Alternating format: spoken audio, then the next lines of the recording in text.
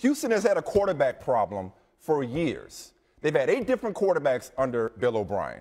They watched Peyton Manning leave the division and go give John Elway a Super Bowl as an executive. They had better not, okay? Mr. Bob McNair, Rick Smith, Bill O'Brien they had better not sit back on their hands and say, we're straight with Brock Osweiler. You already overpaid for Denver's mistake, okay? You already overpaid their backup quarterback. You had better not go into this season with that defense and that wide receiver DeAndre Hopkins and Lamar Miller and that team ready to rock and roll with Brock Osweiler and Tom Savage as your quarterbacks. They need to pay up whatever it's going to take, restructure contracts, but get Tony Romo to Houston. It makes more sense for Houston. They deserve a quarterback in Houston. They've gone too long without a quarterback. That team needs to get him in the worst way, keep him away from Denver, and having him do the same thing that Peyton Manning did for them. For a moment, let's forget about what Houston deserves. I think Tony Romo deserves this.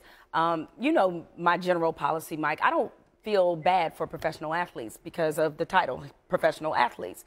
But I have a certain level of sympathy for Tony Romo. And I understood why it was very hard for Jerry Jones to let go. The team that the Cowboys have matured into, the team that they've become, should have been the team that Romo always had.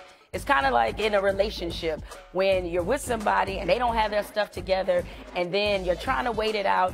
You leave them because you're not right for each other, and then you see them finally blossom into the person you always knew they could be, but at that point it's too late. Old history is old history, and that's what the Cowboys have become. He had to but nobody forced him to get hurt. No, nobody forced him to get hurt, but even before that, he was saddled with bad defenses, suspect coaching, upheaval.